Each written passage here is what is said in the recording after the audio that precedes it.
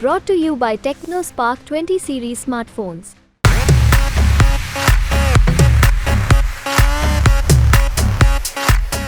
लोकसभा चुनाव की बारी है और इस बीच में उत्तर प्रदेश के 80 लोकसभा सीटों में से 2 सीट ऐसी है जिसको लेकर चर्चा खूब हो रही है। कांग्रेस पार्टी की तरफ से 2 दिन नामांकन का वक्त बचा है और अभी तक 2 सीट पर उनका उम्मीदवार तय नहीं हो पाया। वो सीट है रायबरेली और दूसरा अमेठी। इस सीट को लेकर काफी चर्चा है, लेकिन रायबरेली की सीट को लेकर और अमेठी को सीट को लेकर जब सुल्तानपुर से अभी वर्तमान में बीजेपी के उम्मीदवार भी हैं मेनका गांधी, उनसे जब पूछा गया कि रायबरेली और अमेठी सीट से कांग्रेस ने अपना उम्मीदवार अभी तक नहीं उतारा है, नाम का ऐलान भी नहीं किया है, तो इस पर आप क्या कहेंगे? तो उनका जवाब पहले आप सुन लीजिए कि उन्होंने क्या कुछ कहा, उसके बाद आपको बताते हैं। To say how confident you are about this election, ma'am. Well, it's always a competition. I think we will win, but let's see. Ma'am इस बार कितनी बड़ी चुनौती है, क्योंकि पिछली बार 15,000 के आसपास आपके जीत का आंकड़ा था। 14,000। इस दफा चुनौती कम है।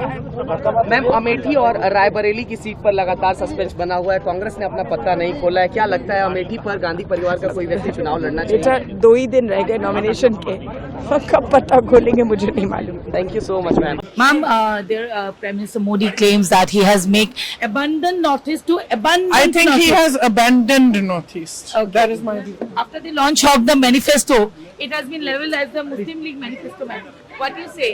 The manifesto has in it everything that the Congress party wants to do for the people of the country. There are very good schemes, and it is just to malign the Congress party without even looking at what our manifesto is saying that they are spreading these things. It is completely false. There is still a confusion between Raebareli and Amethi. What is your say?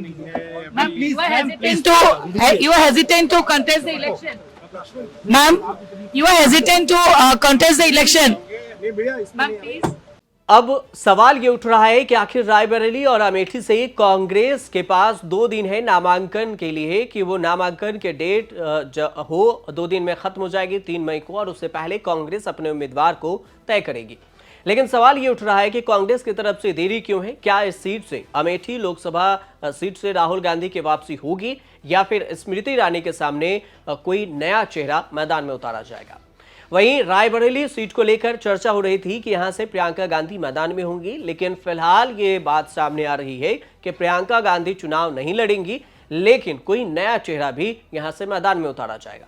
दूसरी तरफ चर्चा ये भी है कि वहां से BJP Raebareli seat से अभी तक वरुण गांधी को उतारने की बात कर रही थी, लेकिन वरुण गांधी ने ये कहते हुए नकार दिया कि अगर वहां से प्रियंका गांधी मैदान में उतरती है तो मैं अपने बहन के खिलाफ चुनाव नहीं लड़ूंगा।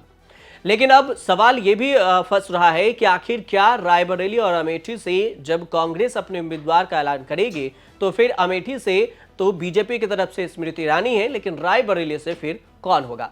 और इस बीच में यह भी बात हो रही है कि अमेठी से राहुल गांधी के नहीं आने की खबर से जैसे ही ये खबर सामने आई कि वहां से हो सकता है कि कोई नया चेहरा मैदान में हो, वैसे ही अमेठी के जो कांग्रेस कार्यकर्ता हैं वो विरोध भी करने लगे और धरना पर भी बैठे हुए हैं, डिमांड करने लगे कि आखिर राहुल गांधी की यहां पर वापसी हो।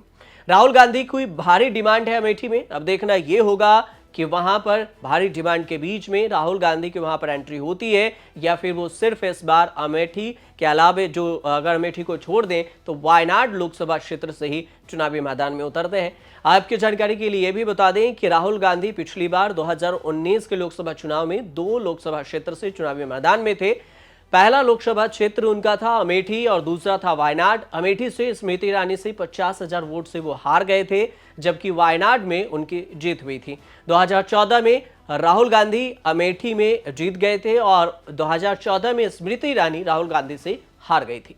फिलहाल अब अगर नाम सामने आता है उसके बाद ही इस सीट का समीकरण क्या कुछ होगा, ये होगा तय निकलकर सामने आएगा। फिलहाल आप देखते रहिए न्यूज़ तक।